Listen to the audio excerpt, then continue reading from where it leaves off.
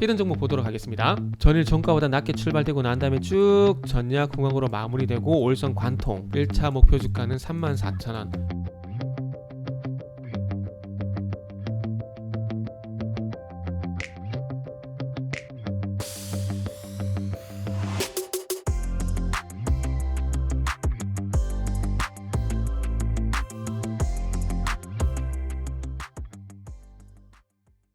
자, 반갑습니다. 알파프로 가족 여러분, 정태근 전문가입니다.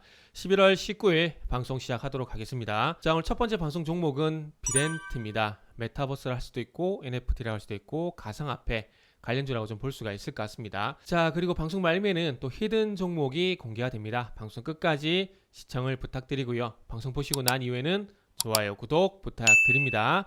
자, 그러면 시작 한번 해보도록 하겠습니다. 자, 일단은 어제 비덴트가 상한가에 갔습니다. 위치에 따라서, 그러니까 요 구간처럼 횡보를 하다가 상한가가 이렇게 발생되게 되면은 이게 상승의 출발점일 가능성이 있어요. 그런데 일정 부분 상승이 나오고 난 다음에 이렇게 상한가가 발생이 되게 되면은 요런 것들은 조금은 조심을 해야 됩니다. 조심을 해야 돼요. 그러니까 예를 들면은 이렇게 횡보를 하거나 하락을 하다가 상한가가 나오는 거.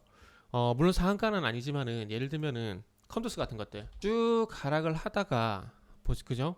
21선 저항으로 봤다가 대량 거래가 터지면서 급등이 나오죠?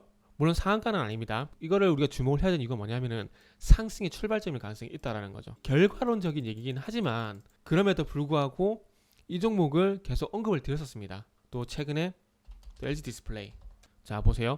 얘 같은 경우에도 요건 좀 시간차를 두고 얘는 요날이라 봐야 돼요. 요날. 자 보시면은 자 7월달에 데드 크로스가 났죠. 그러면서 21선 저항 하다가 어쨌든 최근 평균 거래량을 뛰어넘는 대량 거래가 발생되게 되면서 양봉이 나왔죠. 양봉이 나왔고 이게 몇 퍼센트죠?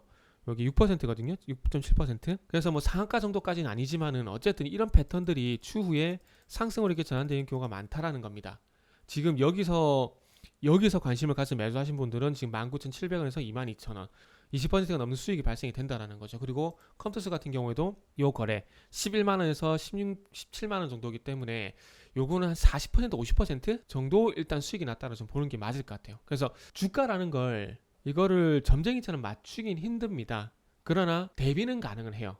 대비는 제가 이런 것들 짚어드리는 이유가 뭐냐면은 이런 것들이 결국 이런 데이터베이스가 많이 구축이 돼 있다라면은 기술적 대응을 할 때 흔들리지 않는다라는 겁니다. 물론 이렇게 수익이 나는 게 목적이긴 하지만 이런 수익을 내기 위해서는 어쨌든 이런 데이터베이스 기반에 어떻게 될 건지에 대한 본인 나름대로의 어떤 예측치야 될까요? 이런 걸 만들 수가 있다는 거죠. 대응치. 본인 나름의 어떤 대응이 가능하다라는 거죠. 이런 데이터베이스가 있다라면은. 그래서 이런 걸 많이 모으시는 게 중요해요. 물론 그 증권 방송에 뭐 전문가한테 의뢰하는 것도 좋습니다. 근데 그렇게 하는 것보다는 저도 전문가지만 차라리 이런 데이터베이스를 많이 구축을 해가지고 이거를 내 노하우로 축적을 시키고 이거를 기반으로 해서 종목을 대응해 나가게 된다라면은 더 도움이 되지 않겠습니까? 뭐 어디 방송에 어떤 전문가 종목 상담 계속해요. 할 때마다 이 사람 말도 맞는 것 같고 이 사람 말도 맞는 것 같고 결국 본인이 흔들린다는 거죠. 그러면 투자가 안 돼요. 투기가 됩니다. 그래서 비덴트 같은 경우는 그 반대 경우라 봐야 될 것 같아요. 자, 이제는 상한가 발생됐기 때문에 어찌 보면 좀 조심해야 될 구간이 아닐까. 그리고 이제 NFT 메타버스에서 그 분위기가 살짝 이제 좀 바뀌는 것 같아요. 자, 코스닥 업종으로 보게 되면 지금 하락 업종에 모바일 게임 현재 올라와 있어요. 게임주가 전체적으로 하락을 하고 있죠. 그리고 오락 문화 쪽도 마찬가지고요. 그러니까 오늘 애플카 이슈가 아침에 있었거든요. 블룸버그 통신 보도에 의하면은 2025년 애플에서 완전 자율주행차를 출시할 거란 얘기가 나왔습니다. 그러면서 오늘 아침 쪽에 LG전자도 강세고요. 그리고 지금 여기 보시면 아시겠지만은 지금 관련된 로봇 관련주들 그리고 자율주행 관련주들 전반적으로 아침에 강세였습니다. 그래서 지금 메타버스 NFT 쪽에서 살짝 이제 애플 쪽으로 또 분위기가 넘어가는 것 같아요. 분위기가 주식을 할 때 이런 거 잘 체크해야 됩니다. 저는 개인적으로 주식시장에서 돈을 제일 잘 버는 방법은 눈치를 잘 보는 거예요. 눈치 잘 보고 잘 따라잡는 거, 이게 제일 수익이 잘 난다고 생각합니다. 물론 가치 투자를 하게 되면서 저가에 사서 뭐 추세적 매매하는 거는 논외입니다. 논외예요. 그러나 단기, 중기 투자하신 분들은 이런 걸 시장의 흐름을 잘 파악을 하셔야 됩니다. 이게 그래야 수익을 내는데 더 도움이 되실 거예요. 어쨌든 비덴트 같은 경우 이런 부분을 좀 조심을 해야 되는데 뭐 비덴트가 어제 상한가 간 이유는 이건 거죠. 지금 토러스 투자자문에서 지분 5%를 지정하고 있다. 이게 2조가량 자금을 운용하는 곳이기 때문에 이런 자문사에서 이런 운용사에서 비덴트 주식을 취득했다라는 건 상당히 큰 호재입니다. 큰 호재고 지금 토러스 투자자문 같은 경우에 뭐 NFT라든지 메타버스에 대한 간접 투자를 할 예정인데 거기서 그래서 비덴트 투자를 하는 것 같아요. 그리고 비덴트의 자회사인 빗썸과 그리고 버킷 스튜디오가 120억씩 출자해서 빗썸 라이브를 설립을 합니다. 근데 이게 멀티 커머스 플랫폼이거든요. 여기다가 NFT를 런칭을 시켜서 거래를 할 겁니다. 근데 이 거래를 할 건데 직거래를 할 수 없잖아요. 이걸 만든 이유는 이 NFT 거래를 하게 되면서 수수료를 받기 위한 거잖아요. 근데 그 수수료를 받기 위해서 어디를 활용하냐?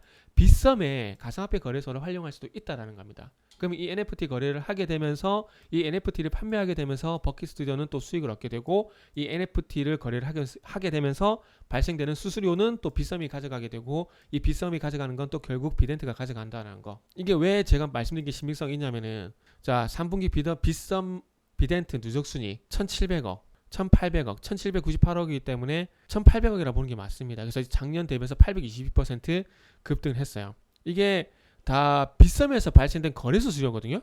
여기 있잖아요. 이달 들어 비트코인과 이더리움이 역대 최고가를 기록하며 가상화폐 투자율이 지속되고 있어 빗썸의 올해 전체 매출, 수익 모두 큰 폭으로 성장할 것이다. 이런 얘기도 있지 않습니까? 그래서 결국 이겁니다. 그래서 이런 앞으로 시나리오를 보고 토러스 투자자문이 투자를 했다는 얘기, 투자를 했고 이 이슈로 인해서 상한가. 그러나 기술적인 패턴은 서두에 말씀드렸죠. 앞으로 조정이 나올 가능성이 있기 때문에 조심을 해야 된다. 이렇게 좀 말씀을 드리도록 하겠습니다. 그리고 굳이 이런 자리에서 상한가 이게 첫 번째. 그리고 두 번째는 어제까지 메타버스 NFT에서 오늘 애플카 이슈 쪽으로 또 테마가 순환되는 흐름이 있기 때문에 NFT 메타버스가 나쁘다라기보다는 일단 순환매에 의해서 잠시 시야갈 가능성 이렇게 말씀드리면서 마무리하도록 하겠습니다. 자, 이어서 히든 종목 보도록 하겠습니다. 이걸 보여야겠죠. 제가 항상 말씀드리는 거죠. 5일선과 21선 골든크로스. 이게 무조건 출발점이다. 이게 무조건 출발점이다. 자, 보세요. 히든 종목도 그동안 추세가 안 좋았습니다. 21선 계속 저항이죠.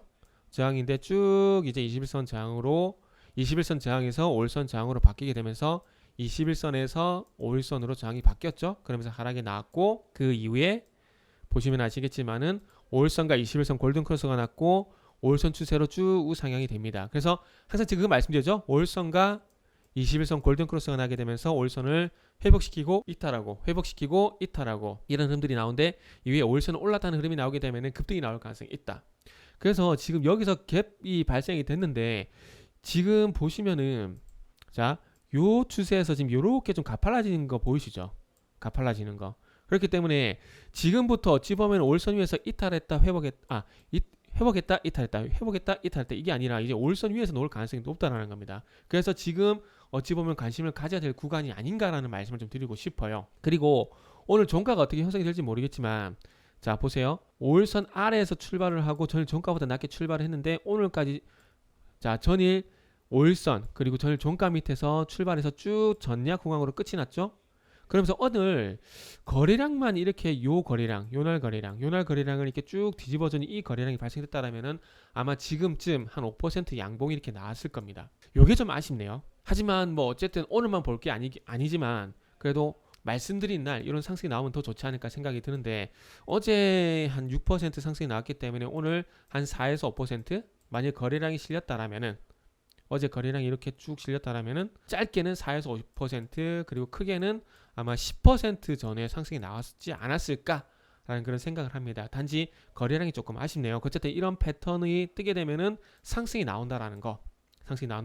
자, 다시 말씀드릴게요. 자, 여기 보시면은 전일 종가보다 낮게 출발되고 난 다음에 쭉 전략 후광으로 마무리되고 5일선 관통 여기다가 거래량까지 받쳐주게 되면은 금상첨화인데 어쨌든 이런 패턴이 나왔을 때 다음날 양봉이 출하는 경우가 많기 때문에 혹시 단타 생각하시는 분들 단타를 조정하는 건 아닙니다. 단타를 조정하는 건 아니지만은 하루 정도 또 추가 상승 이틀 상승을 노려볼 수 있는 패턴이다 라는 말씀드리고 싶고요. 그래서 그래서 그 히든 종목은 이런 패턴을 보면서 일단 목표 주가를 일단 34,000원까지 봐야 될 것 같아요. 241선.